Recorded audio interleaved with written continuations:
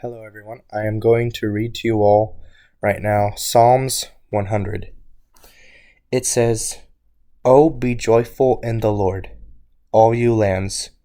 Serve the Lord with gladness, and come before his presence with a song. You be sure that the Lord, he is God.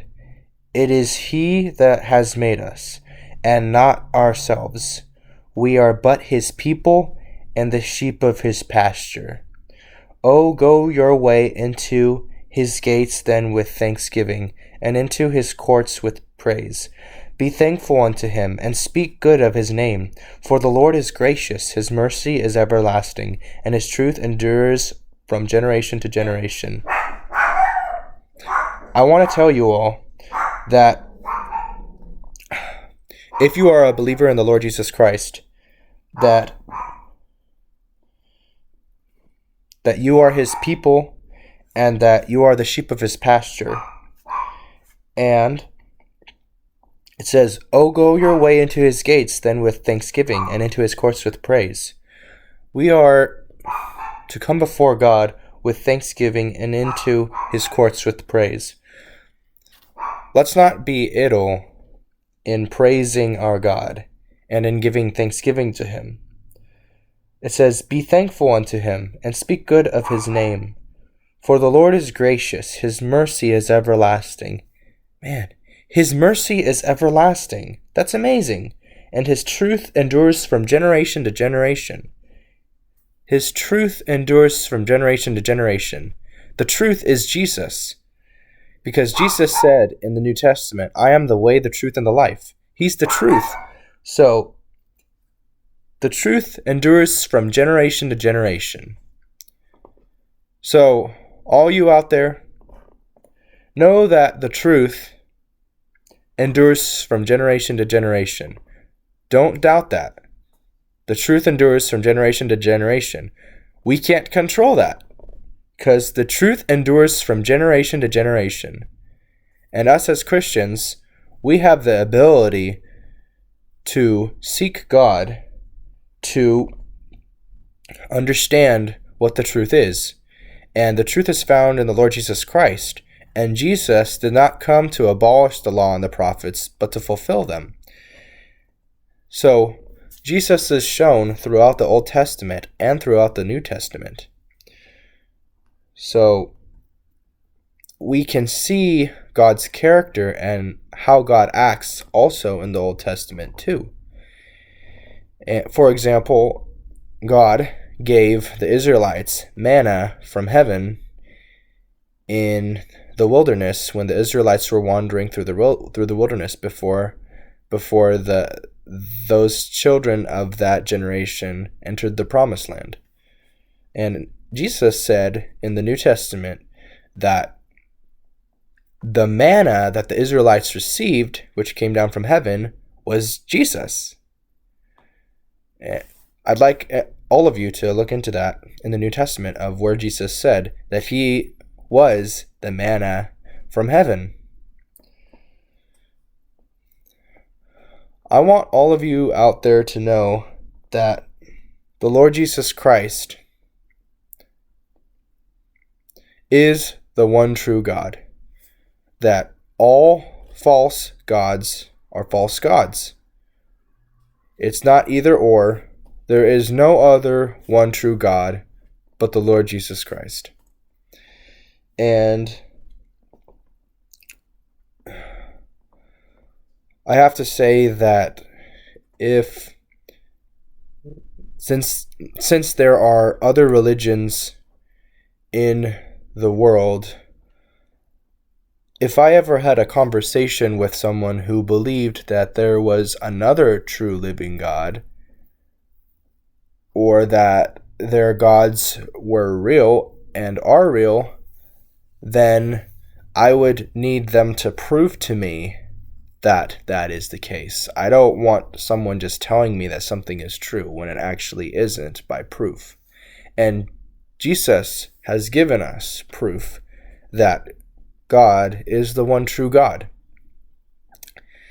Because first of all, the Lord has spoken many times. He's spoken. It's never said of other gods speaking.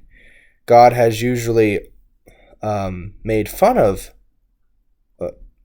at times made fun of other gods, but he's also challenged them as well, because he has declared what he has done and what he is doing, which they can't stand up against, because it says in Isaiah that the gods Isaiah was talking about are nothing, and their work is nothing.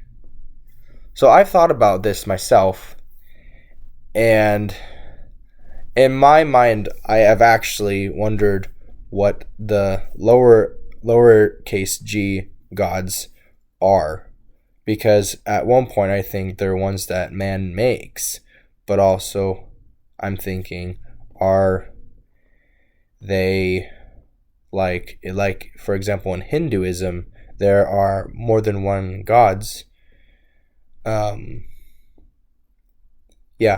then in other religions too there are gods as well, but in the religion of Christianity, the Lord Jesus Christ is the one true God, and he omits every other so-called lowercase g gods. And I want to come at this of honoring everyone, because it says in, I think, Romans, that we are to honor all people, we're to love the brethren, and we are to fear God, and we are to honor the king, saying in that time, the kings who ruled in lands.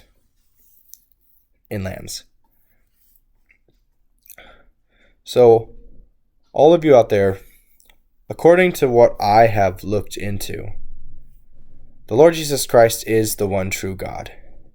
He has continually proved to me that he is the one true God.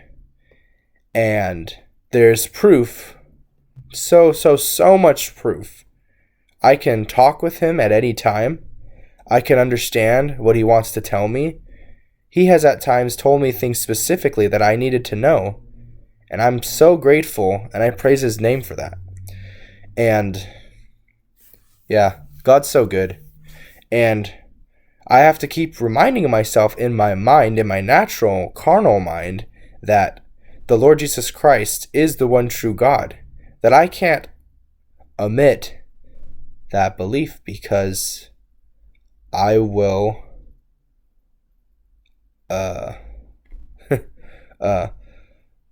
as I'm living upon this present earth, I'll be confronted about that I would be wrong if I didn't believe that the Lord Jesus Christ is the one true God, because there's so much proof that the Lord Jesus Christ is the one true God.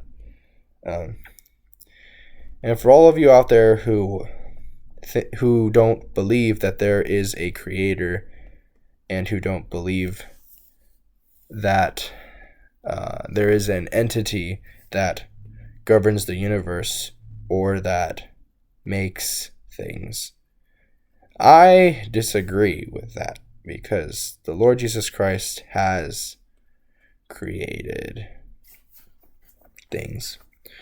It says in the book of Genesis in the Bible that in the beginning God created the heavens and the earth. God created the heavens and the earth. He created things. And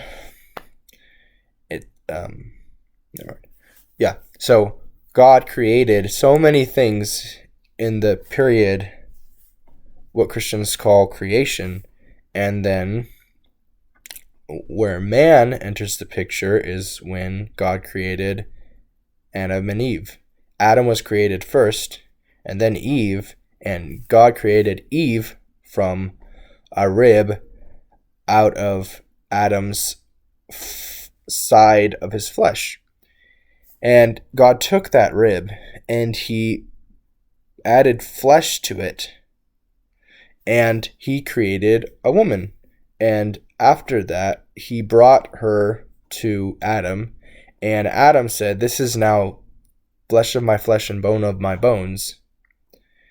And yeah, so I just want to tell you all that's how man was created. That's why I'm alive today. That's why my flesh is alive and living gratefully. And yeah, I'm breathing, blood's flowing through my body. And yeah, and I experience the breath of life every day. I breathe in, I breathe out, and I digest food, I eat food, I enjoy eating food. I actually don't have any preference to any foods, but there are certain foods that I'm like, I can't eat this, it doesn't taste good. So, the Lord bless you all today, and I hope you all have a wonderful rest of the day.